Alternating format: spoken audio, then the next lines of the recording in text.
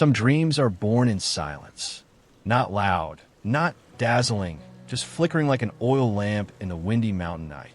But it's those quiet dreams that often hold the strength to carry a person through the darkest days of their life. This is the story of a girl from the mountains who used to write stories in pencil on the back of old calendar pages, who once fell asleep holding her child on the damp floor of a rented room, who was once abandoned by life itself.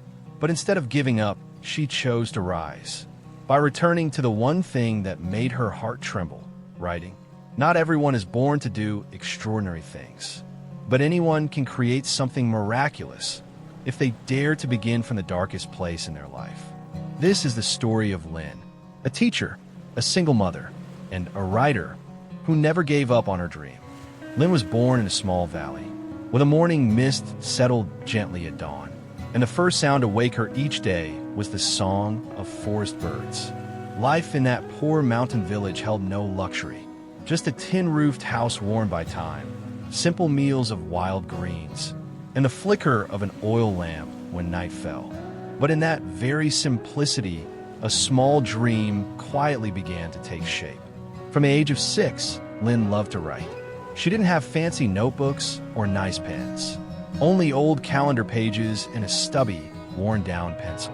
Still, she poured herself into creating a world of her own. Her first story was about a swallow separated from its flock, wandering through the sky in search of its mountain home, carrying the loneliness, hope, and stubborn courage of childhood. Her mother was the first to hear Linh's stories. She listened as if the tales were real fairy tales, then smiled and gently patted her daughter's head. "Keep writing, sweetheart. I love your stories." It was the very first compliment Linh had ever received. Simple, yet warm enough to plant a seed deep in her young heart. From that day on, the little girl never stopped writing. Whenever she had a moment, she scribbled thoughts into a worn-out notebook, held together by a rubber band. Linh stepped in her teenage years with the heart of a daydreamer, her eyes always gazing toward the deep forest, where sunlight broke into shards through the leaves. She kept writing, still living in a world of her own, a world where imagined characters could fly, cross mountains, find love, and be healed. But the real world wasn't nearly as gentle. When Linh turned 15, her father died in a logging accident. He had been the family's sole provider, a quiet man who carried the weight of their survival through countless hungry seasons. The news came on a freezing winter morning, when a neighbor knocked on the door and simply said, "There's been an accident, Linh." The day her father died, Linh's imaginary world shattered. She stopped writing, stopped reading. She just sat in silence, staring into nothingness, as if her young heart didn't know what to do with its very first loss. But life doesn't pause for anyone to heal. Just months later, her mother fell ill. The woman who had once been as strong as mountain stone was now frail, forgetful, slipping in and out of lucidity. The doctor said it was early onset memory loss. No money for treatment, no real cure. Linh had to quit school. While her friends studied, she worked, washing dishes in a small eatery down in the district town. Her hands were small, her skin thin, cracked and bleeding from the cold water. But Linh didn't cry, because she knew if she collapsed, there would be no one left to care for her mother. And deep inside, she still held onto a fragile hope that maybe, someday, things would get better, that this was just the darkest part of the road before the dawn. On the nights her mother tossed and mumbled in fevered sleep, Linh stayed awake beside her. She no longer wrote stories like she used to, but she still kept her old notebook in the drawer, sometimes by the dim oil lamp. She'd flip through the pages and reread the tale of the little swallow, and wonder to herself, "Can I still fly?" The answer was not yet. But Linh kept going. She faced each day with quiet determination, as if waking up every morning was its own kind of victory. And though she never said it out loud, somewhere deep in her heart, a tiny bud of her writing dream still lived, patiently waiting for spring. When Linh was 22, her mother passed away. No hospital, no white bed sheets, no doctors. Just a quiet afternoon, sunlight gently brushing over silver hair worn white by a lifetime of hardship. Lynn sat beside her, holding her hand tightly, until those fingers slowly turned cold. Silent. She didn't cry. There were no tears left. After the funeral, everyone returned to their own lives. Everyone except Lynn. She stayed behind, carrying a void so vast it echoed in her chest. She moved into a rundown apartment in the city, bringing along a few sets of clothes, a small photo of her mother, and the notebook with its fraying spine. At that time, Lynn had no stable job. She had worked part-time at local stores, tried applying to a few tutoring centers, but she lacked the right degrees, didn't stand out, and the way she kept her head down, speaking softly and timidly, made her easy to overlook. No one saw the spark her eyes once held when she wrote, or the heart that used to dream of another world. She was just ordinary, utterly invisible in the chaos of the city. And then, Lynn fell in love with a man 10 years older, a regular customer at the tea stall where she worked nights. He listened. He was gentle. He told her stories of the world beyond the hills where she'd grown up. For the first time in years, Lynn felt seen. Like she mattered. Like she existed. They married quickly. She got pregnant not long after. But life isn't a fairy tale. When her daughter was born, the man changed. He stopped being gentle, started yelling. Then came the hitting. On nights when Lynn held her baby and cried silently on the cold floor, she whispered to herself, "What did I go wrong? Do I really deserve this life?" She endured, stayed silent, until that one night, when he hurled a suitcase out the door and shouted, "Get out. I don't ever want to see you or that kid again." With nowhere to go and no money, Lynn climbed onto a night bus with her child in her arms. Heading north, she found shelter at an old friend's place. And from there began the darkest chapter of her life. A single mother, unemployed, living off government support. Some days, she couldn't even afford diapers.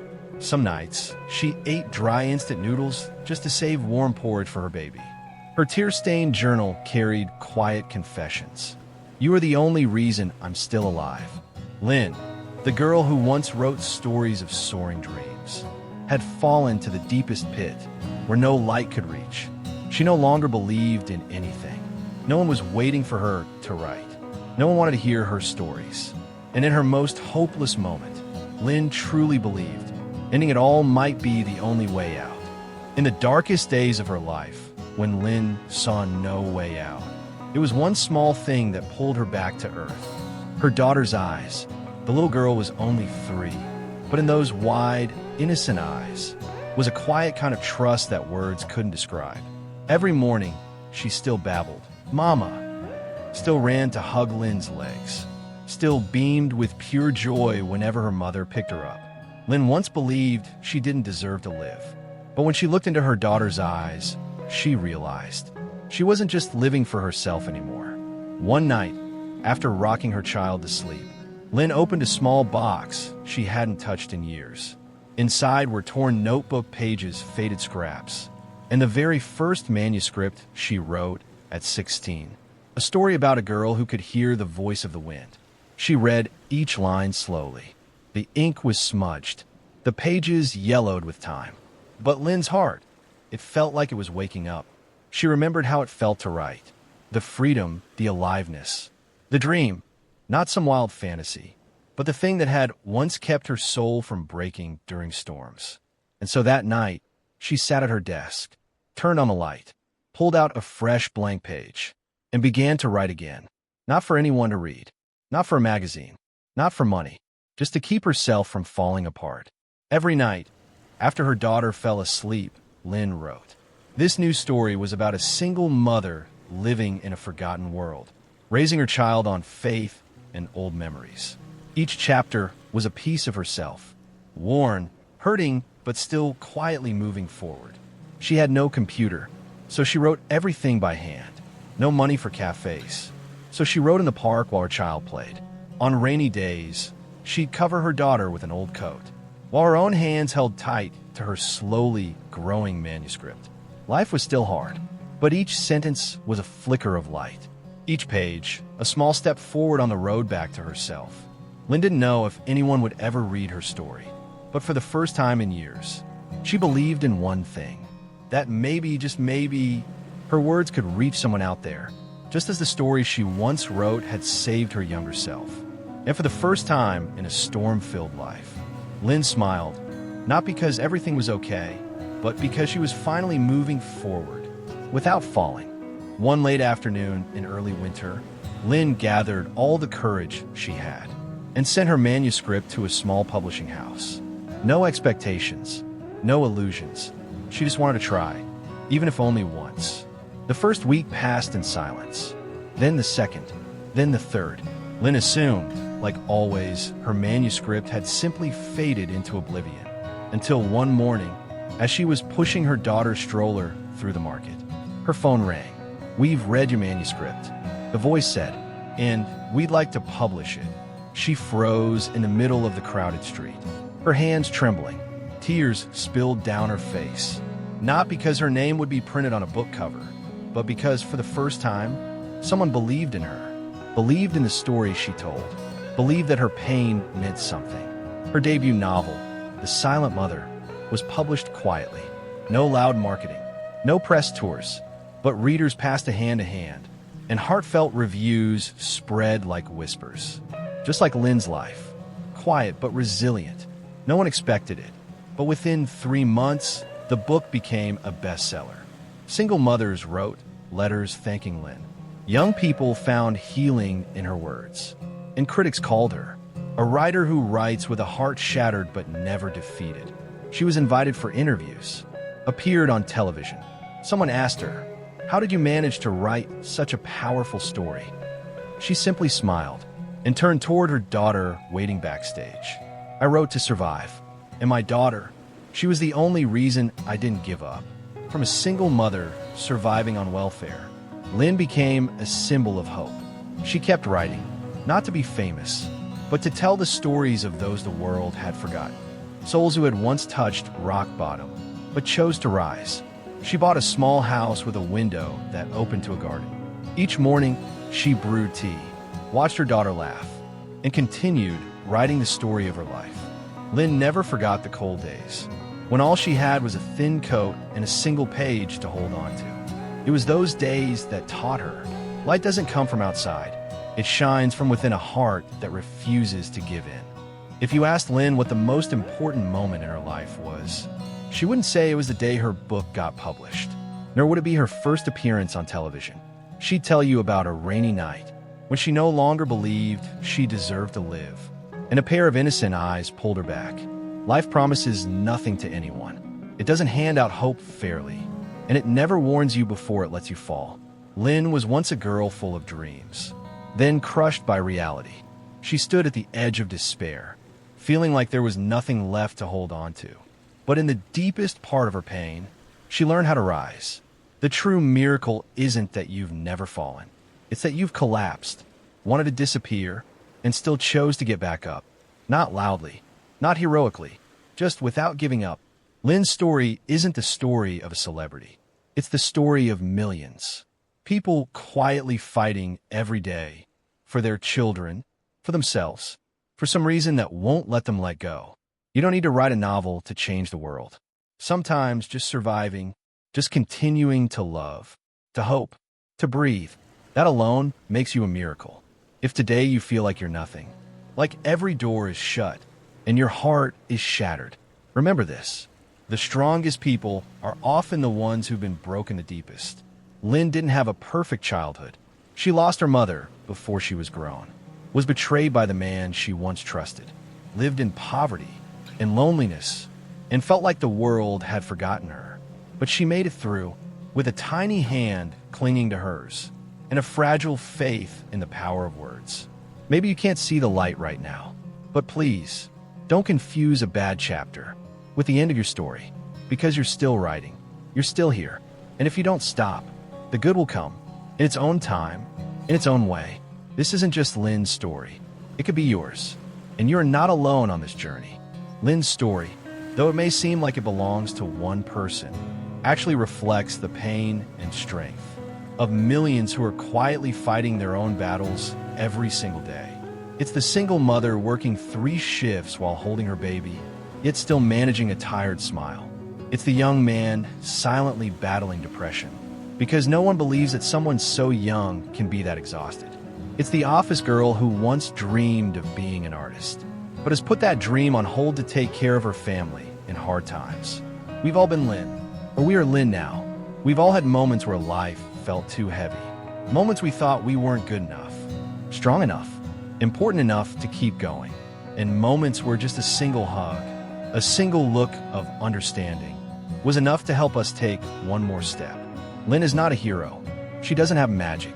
The only thing she has is the persistence of a heart that's been hurt, but refuses to give up. She didn't wait for a miracle to find her. She wrote her own miracle, one word at a time, one tear at a time, one sleepless night at a time. And if you're somewhere on your own difficult journey, please believe this. Your miracle is also waiting for you to write it. You don't need to be famous. You don't need applause. You just need to believe that you're worthy of a new chapter. Write it with the way you keep moving forward even when you're tired, with the way you forgive yourself after every fall, with the way you still choose love in a world that keeps trying to drain you of hope. You don't have to be Lynn to feel her pain, because maybe you've already lived through days just like hers. And if you're still there now, in the darkest part of your story, please remember this. Night never lasts forever, and sometimes the light doesn't come from outside. It comes from within you. This story doesn't end with a period. It ends with a comma, to open the door for new chapters, new beginnings. You are the one writing what comes next, and you're not alone. Life isn't always fair, but it's within that unfairness that we learn how to be strong. Lynn isn't the only one who has ever fallen, and neither are you. If you've ever walked through dark days, where silence and tears were your only companions, then you already understand what millions out there are feeling. That sometimes just choosing to go on is an act of courage. No one teaches us how to stand back up after loss. There's no map to guide us when our hearts are broken. But Lynn's story is a gentle reminder that we can write our own way forward, even if our steps are shaky. Believe this. One day, you'll look back at everything you survived, and you'll smile, not because the pain disappeared, but because you became stronger than the pain. If today you feel small in a world that feels too big, please remember, even the weakest seed can grow if it dares to push through stone. This journey, however rough, however winding, is still unfolding. And you alone hold the pen to write your next chapter. So write it with faith and with love for yourself. Thank you for staying with this story until the very end. If you're in the middle of a storm right now, if everything feels like it's working against you, if it seems like you're walking alone through the dark, then please remember this. You're not alone. Out there are people who felt pain like yours, who've fallen just like you, and yet somehow they still found a way to rise. Just like Lynn, she's not extraordinary. She's just a human being who felt pain, who felt tired, but refused to give up. And that same quiet strength already lives within you. So keep walking, even if it's slow, even if you're tired. Just don't stop, because sometimes the darkest chapters lead to the most brilliant endings. And who knows, maybe one day, not too far from now, the next story that inspires others will be yours.